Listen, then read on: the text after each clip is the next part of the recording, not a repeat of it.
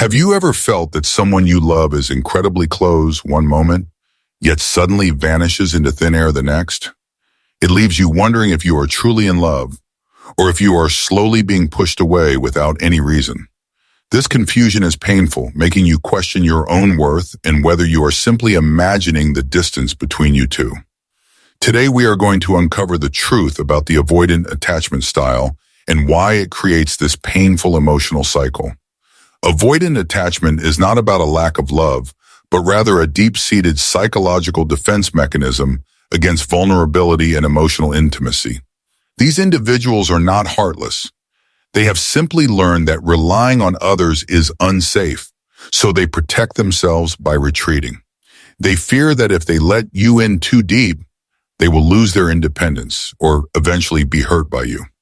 Let us dive into the 7 clearest signs that you are dating someone with an avoidant attachment style right now. Sign number 1 is that they are very kind to you, but they always keep you at a safe emotional distance. They care about you, yet they never seem to open up completely, keeping a part of themselves locked away from you. You might feel like there is a secret garden within them that you are strictly forbidden from ever entering or exploring. This barrier ensures they remain in control, preventing them from feeling overwhelmed by the demands of a truly deep connection.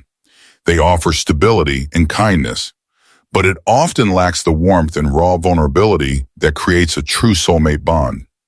Sign number 2 is the confusing hot and cold behavior that happens whenever the relationship starts to become more serious. Just when you feel you are getting closer, they suddenly pull back, leaving you feeling like you have done something wrong. You start to analyze your actions, wondering what caused their retreat, but the truth is it is their fear, not your fault. Intimacy acts like an alarm bell for them, and when things get too good, their instinct is to run to safety. They retreat to regulate their emotions, needing to feel independent again before they can feel safe enough to come back. Sign number 3 is their consistent avoidance of deep emotional conversations or talking about how they truly feel inside. They prefer to keep things on the surface, often giving short answers like, "I am fine," or "do not overthink it." Deep conversations feel like drowning to them, so they swim to the shallow end where they feel in control and safe. They may perceive your emotional needs as needy or dramatic, simply because they do not know how to handle them. It is not that they do not feel, it is that they have suppressed their feelings for so long they are numb. Sign number 4 is that they completely disappear or shut down whenever a conflict or disagreement arises in the relationship. Instead of solving the problem together, they engage in the silent treatment, retreating into their shell until the storm passes. This is not to punish you, but rather their way of surviving what they perceive as an overwhelming emotional attack. They hope that if they stay silent long enough, the problem will magically disappear without needing a messy confrontation. Unfortunately, this behavior leaves you feeling abandoned and unheard, creating a larger rift between you every time you argue. Sign number 5 is a strong reluctance to define the relationship or make any clear plans for a shared future. They prefer to keep things ambiguous because labels and future dates feel like a heavy chain limiting their personal freedom. To an avoidant partner, commitment does not feel like security. It feels like a trap that they must escape from. They might say they like how things are right now and see no need to complicate it with official titles. This leaves you in a constant state of uncertainty, never knowing if they will be there for you tomorrow. Sign number 6 is their need for an excessive amount of personal space and time alone, often more than seems normal.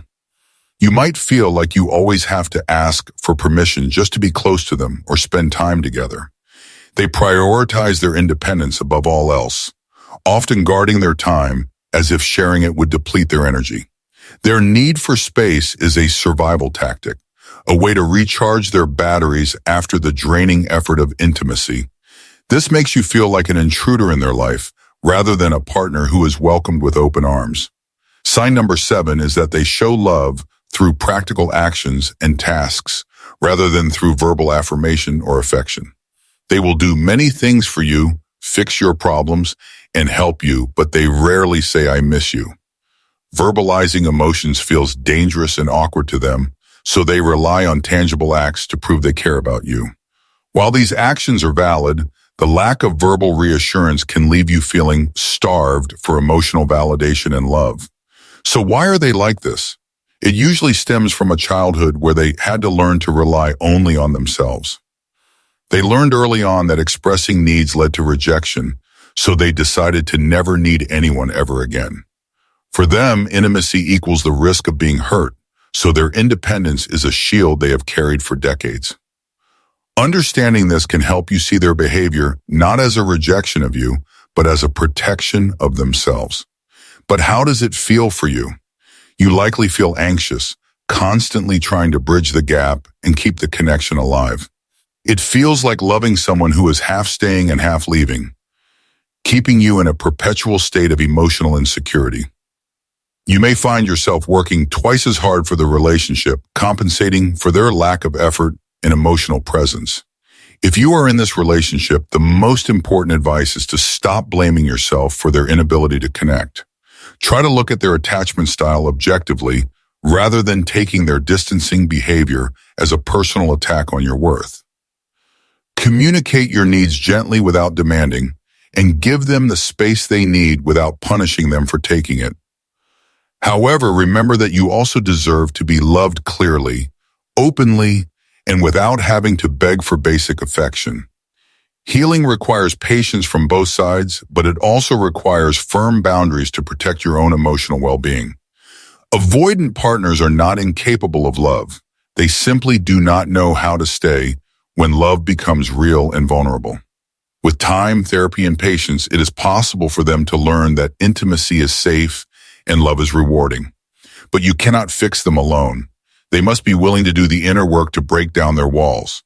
Focus on your own growth and security so you can be a partner, not a savior, in this complex dynamic. Love should not feel like a constant battle for attention. It should be a safe harbor for both of your souls. Recognizing these signs is the first step toward understanding your relationship and deciding what is truly best for your future.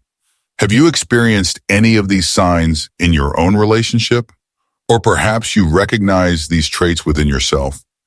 Please share your stories in the comments below, as your experience might help someone else feel less alone today. If you found this video helpful, please like and subscribe to support us in creating more content about psychology.